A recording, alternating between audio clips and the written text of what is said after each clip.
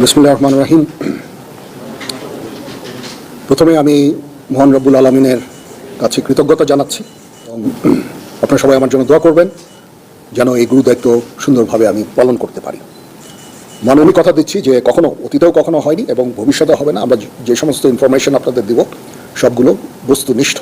শ্রোতা, শেষ পর্যন্ত কি তাহলে এবার ক্ষমতা হাতে নেবেন সেনাবাহিনী? দর্শক শ্রোতা, বর্তমান যে পরিস্থিতি চলছে আপনারা জানেন খুব ভালো করে। শিক্ষার্থীরা তারা কঠিন ভয়াবহ আন্দোলন করছেন এই সরকারের পদত্যাগ নিয়ে। দর্শক, আসলে অবশেষে কি হতে যাচ্ছে এবং কি সিদ্ধান্ত নিলেন সেনাবাহিনী এবং প্রধানমন্ত্রী, আমরা সে বিষয়ে বিস্তারিত জানবো। আজকে ভিডিও কিন্তু অনেক তথ্য রয়েছে, যার কারণে সম্পূর্ণ ভিডিওটা না টেনে দেখতে চেষ্টা করবেন। তো কথা না বাড়িয়ে চলুন আমরা ভিডিও মূল আলোচনা চলে যাই। ভিডিও মূল আলোচনা চলে যাওয়ার আগে আপনার কাছে আমার ছোট করে একটু অনুরোধ, আপনি প্রত্যেক মুহূর্তের আপডেট পেয়ে যান তো অবশ্যই চ্যানেলটি সাবস্ক্রাইব করে দেবেন এবং পাশে থাকা বেল আইকনটি ক্লিক করে দেবেন, তাহলে প্রত্যেক মুহূর্তের আপডেটটি সবার আগে পৌঁছবে আপনার কাছে। তো সব কথা না বাড়িয়ে চলুন আমরা আসলে ঘটনাগুলো বিস্তারিত দেখে আসি।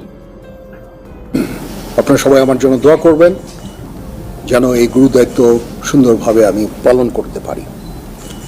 মাননীয় প্রধানমন্ত্রীর প্রতিও আমার কৃতজ্ঞতা।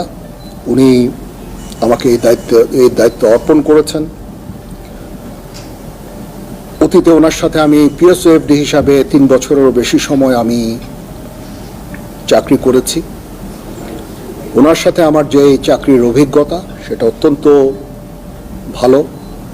যখনই আমি কোনো সিদ্ধান্তের জন্য ওনার কাছে গিয়েছি উনি অত্যন্ত প্রম্পট, খুব দ্রুত সেই সমস্ত সিদ্ধান্ত দিয়েছেন এবং আমার কাজ করতে খুবই সুবিধা হয়েছে। আমি ওনার কাছে কৃতজ্ঞতা জানাচ্ছি। উনি আবার আমাকে সুযোগ দিয়েছেন ওনার অধীনে কাজ করার জন্য।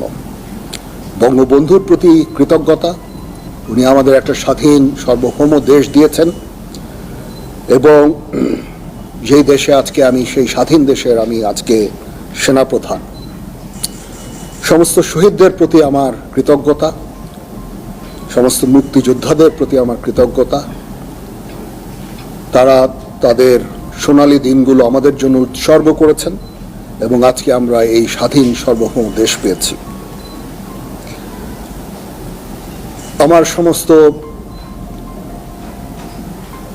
অফিসার, যারা কমান্ডিং অফিসার, যারা আমাকে বিভিন্নভাবে বড় করেছেন, আমাকে শিক্ষিত করেছেন, আমাকে আজকে আমি যেই পর্যায়ে এসেছি সেটার জন্য বিভিন্নভাবে শিক্ষা দিয়েছেন, তাদের কাছে আমি কৃতজ্ঞতা জানাচ্ছি। আমার সমস্ত সিনিয়র যারা আমাকে নার্চার করেছেন তাদের প্রতি আমি কৃতজ্ঞতা জানাচ্ছি। এবং মূলত যে কারণে আমি মনে করলাম আপনাদের সাথে আমি কথা বলি সেটা হচ্ছে যে আপনাদের প্রতি আমার কৃতজ্ঞতা। আপনারা অতীতে সেনাবাহিনীর সম্বন্ধে বিভিন্ন যে সমস্ত রিপোর্ট করেছেন অত্যন্ত দায়িত্বপূর্ণভাবে করেছেন। কোনোদিন আপনারা আমাদের বিব্রত করেননি। আপনারা জানেন সেনাবাহিনীর কিছু কিছু ইনফরমেশন আছে যেগুলো সংবেদনশীল এবং ওই দিকটা বিবেচনা করে আপনারা সব সময় বিভিন্ন রিপোর্ট করেছেন। আপনার কাছে এই জন্য আমরা অত্যন্ত কৃতজ্ঞ এবং আমি আশা করব যে পরবর্তী সময়েও আপনারা এই দায়িত্বের সাথে এই সমস্ত রিপোর্টিংগুলো করবেন। এবং আমি কথা দিচ্ছি যে কখনো অতীতেও কখনো হয়নি এবং ভবিষ্যতে হবে না। আমরা যে সমস্ত ইনফরমেশন আপনাদের দিব সবগুলো বস্তুনিষ্ঠ এবং আপনাদের সাথে যে আমাদের সুসম্পর্ক ইনশাল্লাহ বজায় থাকবে। কখনো কোনো জিনিস নিয়ে যদি কোনো সন্দেহ দেখা দেয় বা কোনো ইনফরমেশন আপনাদের প্রয়োজন হয়, আমাদের আইএসপিআর আছে, আমরা আইএসপিআর এর মাধ্যমে ইনফরমেশনগুলো দিই। আপনারা যদি আলাদা আলাদাভাবে ইনফরমেশন নেন তাহলে একটা সমস্যা থেকে যায় যে এক একভাবে হয়তো ইনফরমেশন আপনারা পান। এটা ব্যক্তি বিশেষের পার্সপেক্টিভের একটা ভিন্নতা থাকতে পারে, তখন এটা আপনাদের কনফিউজ করবে। এই জন্য আমরা সবসময় আমাদের আইএসপিআর আছে, আইএসপিআর এর মাধ্যমে আমরা ইনফরমেশনগুলো দেই সো দ্যাট ইনফরমেশনগুলো যেন সঠিক হয় এবং বিভিন্ন ধরনের ডিফারেন্ট ইনফরমেশন যেন আপনাদের কাছে না যায়। সেনাপ্রধান হিসাবে আমার প্রধান দায়িত্ব হচ্ছে সেনাবাহিনীকে সবসময় যুদ্ধের জন্য প্রস্তুত রাখা, বিভিন্ন ভবিষ্যৎ চ্যালেঞ্জের জন্য প্রস্তুত রাখা। সেই কাজটাই ইনশাল্লাহ আমি করে যাব। সেনাবাহিনী ইনেট টু সিভিল পাওয়ারে তার দায়িত্ব পালন করে। যদি সরকার আমাদের সেই দায়িত্ব দেয় ওই দায়িত্ব আমরা নিষ্ঠার সাথে পালন করব।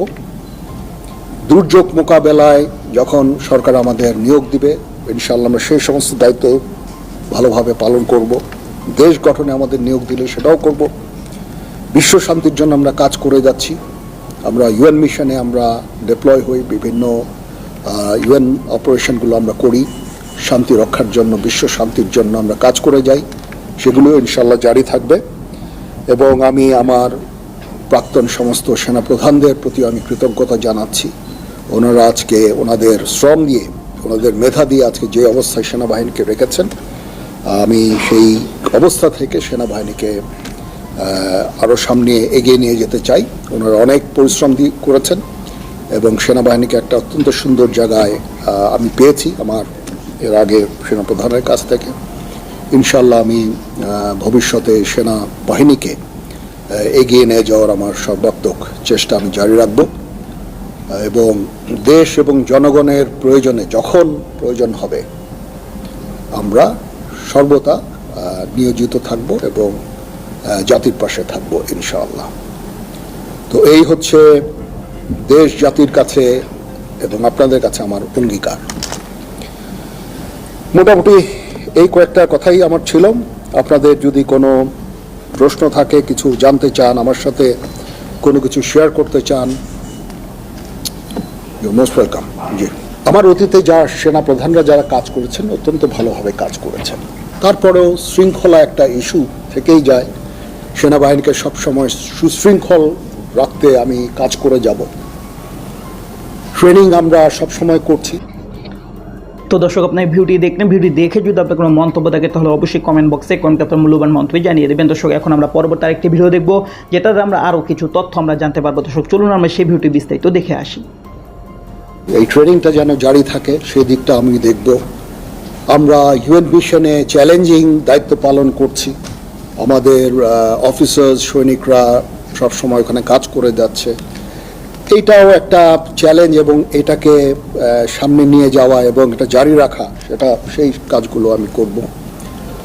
এবং এগুলো মোটামুটি আমি চ্যালেঞ্জ হিসাবে আমি এভাবে দেখছি না, বাট এই কাজগুলো ইনশাল্লাহ করব। দেশ জাতি গঠনে যখনই কোনো কাজে আমাদের নিয়োগ দেওয়া হবে সেই কাজগুলো আমরা করব।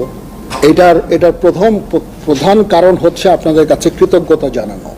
অতীতে অনেক সেনাপ্রধান এভাবে কথা বলেননি, গত 2 সেনাপ্রধান হয়তো কথা বলেছেন, বাট আমি মনে করলাম যে আপনারা আমাদের এতভাবে সাহায্য করেছেন, আপনারা এই সংবেদনশীল সংবাদ প্রচারে এত দায়িত্বর পরিচয় দিয়েছেন।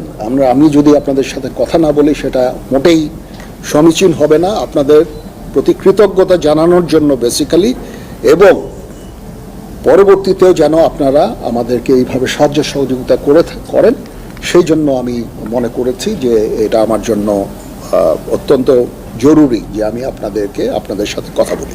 প্রথমত হচ্ছে যে আমরা এঙ্গেজড সমস্ত দেশগুলোর সাথে। মায়ানমারের সাথে আমরা এঙ্গেজড। আমাদের ওখানে ডিএ আছে, প্রতিনিয়ত ডিএদের সাথে তাদের সরকারের যোগাযোগ আছে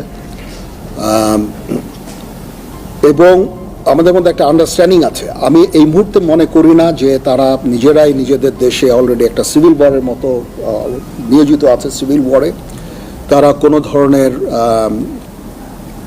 অ্যাগ্রেসিভ কোনো কিছু করবে আমি বেসিক্যালি আমি মনে করি না। তারপরেও আমাদের সেনাবাহিনী সবসময় এই প্রস্তুত আছে।